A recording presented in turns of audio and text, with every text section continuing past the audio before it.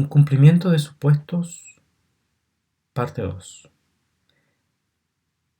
En este momento vamos a revisar el cumplimiento relacionado con el término error. La mayoría de los supuestos guardan relación con las características del residuo del modelo econométrico. Acá tenemos que probar varias cosas. Tenemos que probar, por ejemplo, que la esperanza del error tiene que ser 0, existencia de homozelasticidad, incorrelación de los errores y la normalidad de estos. Vamos a comenzar analizando la no normalidad de los residuos. ¿Qué pasaría si los errores no provienen de una distribución normal? Las causas podrían deberse a observaciones que se escapan de la norma, observaciones atípicas en la serie de datos, o, como veíamos en el video anterior, que hayamos cometido un problema de especificación del modelo. Cualquiera de esas dos causas podrían estar atentando a la normalidad del modelo. Las consecuencias tienen que ver que si no podemos probar la normalidad de los residuos, tendríamos incertidumbre o desconocimiento de la distribución de probabilidades de los errores. Y por lo tanto, las pruebas que se basan en la significancia de las variables, las pruebas T, las pruebas F, dejan de ser válidas, puesto que éstas han de aplicarse solo cuando los errores se distribuyen normal. ¿Cómo se detecta? Bueno, hay varias pruebas para detectar la normalidad de los residuos. Chi-Quadrado, Jarque-Vera, Shapiro-Wilks, entre otras. Dentro de las soluciones, si es que tenemos presencia de observaciones atípicas, por ejemplo, la presencia de un fenómeno natural como un terremoto, se recomienda incluir una variable dummy o artificial, ¿no es cierto?, categórica en esa observación, que sería presencia de terremoto o no. Y si está mal en la especificación del modelo, obviamente tenemos que cambiar la especificación.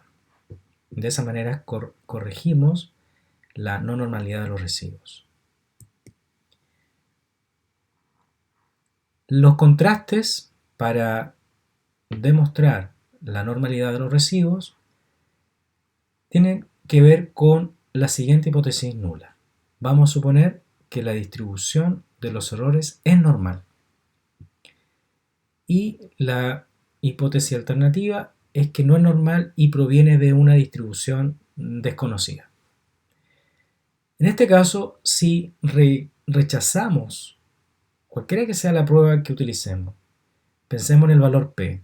Si este fuera menor al 5%, rechazamos la hipótesis nula, entonces los errores provienen de una distribución diferente a la distribución normal. Y por ende, no podemos utilizar las pruebas de inferencia estadística en ese modelo.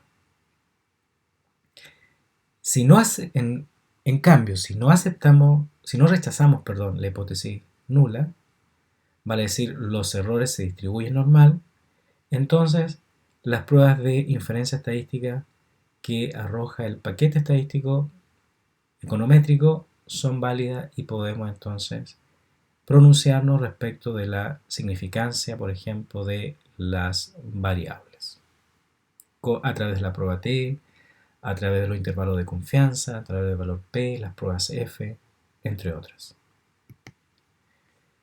Bueno, una vez generado el modelo, ¿ya? Todas estas pruebas se hacen después de haber generado el modelo. Vamos a contrastes y seleccionamos normalidad de los residuos. En una primera instancia nos aparece una imagen con el histograma de los errores que serían estas barras, y una línea, ¿no es cierto?, dibujando teóricamente cómo debiese comportarse los errores si provienen de una distribución normal. En este caso, esta figura no es definitiva, es solamente para ilustrarnos la situación. Si seguimos, digamos, el procedimiento, nos va a aparecer esta leyenda debajo del output del modelo, donde nos aparece que el error, la hipótesis nula, dice que el error se distribuye normalmente. Esa es la hipótesis nula que vamos a contrastar. Y vamos a utilizar el valor P para poder decidir. Recuerden que el valor P, en la medida que sea menor al 5%, rechazamos la hipótesis nula. En este caso no es menor al 5%, por lo tanto no podemos rechazar la hipótesis nula. Por lo tanto, hay evidencia para pensar que el error se distribuye normalmente. Por lo general, para muestras grandes, se va a asumir la normalidad de los residuos. Sin embargo, entre más pequeña es la muestra, es más difícil detectar o demostrar la normalidad. En este caso, yo recomiendo, si estamos utilizando muestras pequeñas, pensemos menor a 30 datos, yo recomiendo guardar los residuos. Una vez generado el output, tú guardas los residuos. Ahí te va a dar esa opción de ponerle un nombre. Bueno, tú le pones el nombre que guste, acepta, y en la base de datos, no en el output del modelo, sino que en la base de datos va a aparecer una nueva variable que se va a llamar residuos, o el nombre que decidió colocarse. Ahora vamos dentro de esa misma ventana a variables y ponemos contraste de normalidad. Y aquí nos va a salir una batería, digamos, de pruebas de normalidad para poder analizar esta característica. Por ejemplo, aparecen la que habíamos calculado originalmente, aparece también Jarque-Vera, que por lo general utilizamos cuando los datos la cantidad de datos son suficientemente grandes. Pero en el caso de que fueran pocos datos, menor a 30, es recomendable decidir en función de Shapiro-Wilk, ¿ya? En el caso particular de este ejercicio eran 51 datos, por lo tanto podemos decidir en función de los datos de la prueba original o Jarque-Vera.